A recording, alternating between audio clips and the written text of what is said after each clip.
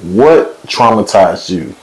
I would say coping with the loss of my dad. He passed away September 26, 2012. I don't even know what I was mad about. But I hadn't talked to him or seen him in like well over some months. Wow. And I was in Denton. I didn't know, like I knew he was on, of course, dialysis and what went with the disease process, but we didn't know that it was at the point where he, at this time, dialysis wasn't even helping him or sustaining his life.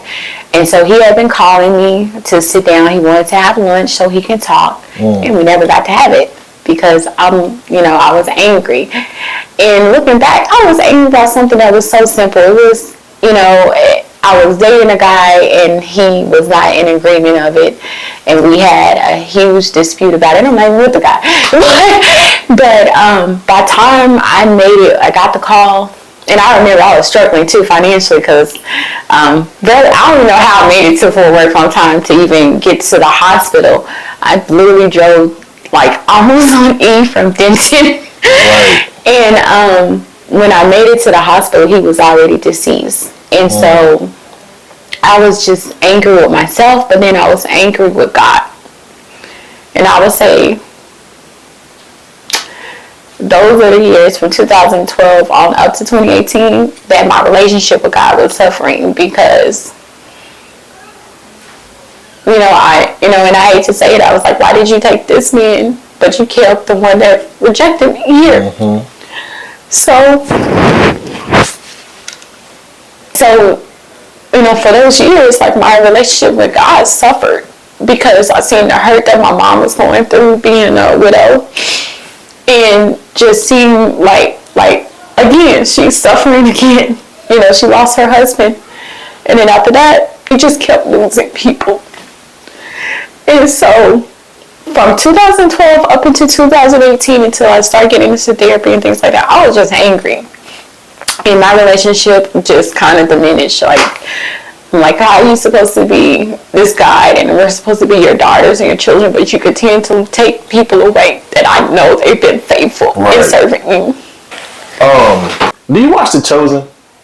No. Okay, so two things. I'm glad you said no because I wanted to say so. I didn't want to spoil it if you had already been watching it. And y'all don't get mad at me for this one little thing, but it just hits the moment that we're talking about. But we don't understand death isn't to God what it is to us. Sometimes we'll grieve, we'll get mad, we'll ask questions, and God sit up there like, dude, do you know where this person is? Like, it's not the same. He sees it every single day. Yeah. So it's not the same to him. So his mind isn't our mind, and his worries aren't our worries. So in those situations, there was a guy he was a disciple who was walking with Jesus, and he was getting ready to get married to someone else who was walking with Jesus, and his to-be wife ended up getting killed. And this man been walking around with Jesus. He's been watching Jesus heal people, heal the sick, turn blind, even wake people up from the dead. And Jesus let the soon-to-be wife die.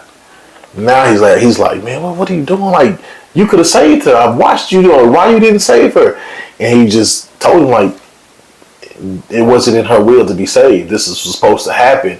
But I could just imagine the confusion that he was feeling in that moment, and still having to walk with Christ and just be like, I still trust you. Mm-hmm. I'm still there with you. I don't know how I feel. I'm really mad at you because I know if you really want to just touch her, or you just wanted to wake her up, you could do that, and you chose not to.